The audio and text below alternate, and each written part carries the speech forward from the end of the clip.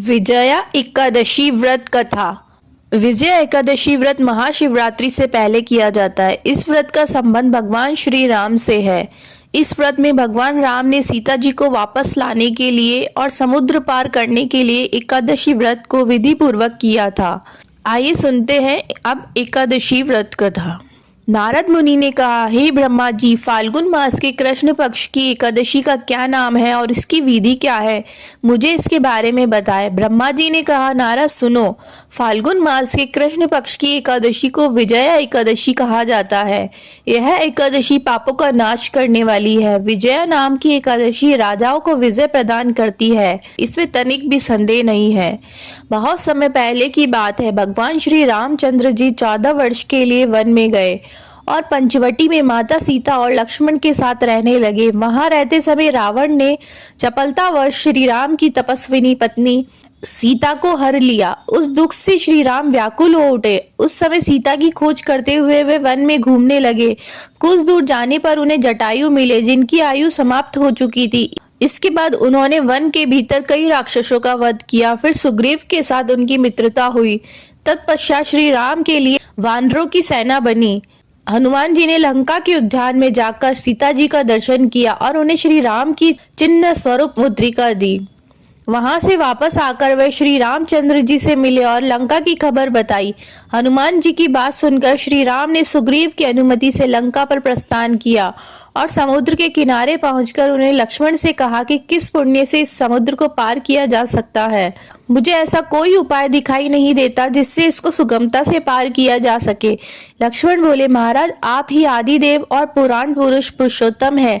आपसे क्या छिपा है। यहाँ द्वीप के भीतर बगदालवे नामक मुनि रहते हैं। थोड़ी दूरी पर उनका आश्रम है।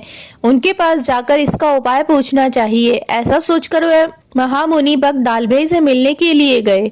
वहां पहुंचकर उन्होंने मस्तक झुकाकर मुनि को प्रणाम किया। उन्होंने पूछा कि श्री राम, कैसे यहाँ आपका आगमन हुआ।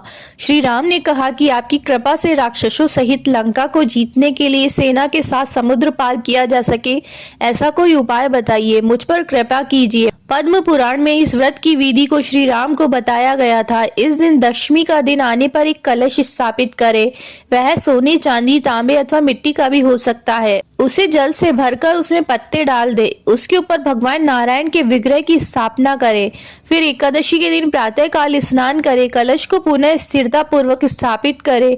माला, चंदन, सुपारी तथा नारियल आदि के द्वारा विशेष रूप से उसका पूजन करे। कलश के ऊपर सप्त धान्य और जो रखे, गंध, धूप, दीप और नैवेद्य से पूजन करे। कलश के सामने बैठकर वह सारा दिन उत्तम कथा आदि के साथ समय बिताए। रात में भगवान श्री हरि का जागरण करे।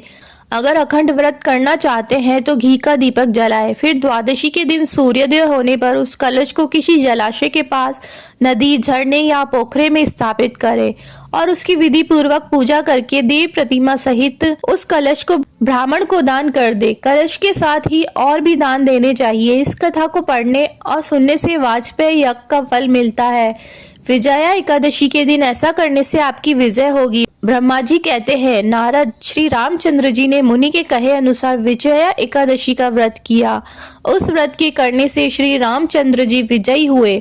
उन्होंने रावण को मारा, लंका पर विजयी पाई और सीता को पाया। जो भी इस विधि से व्रत करते हैं उन्हें इस लोक में विजय प्राप्त होती है और उनका परलोक भी अक्षय बना रहता है।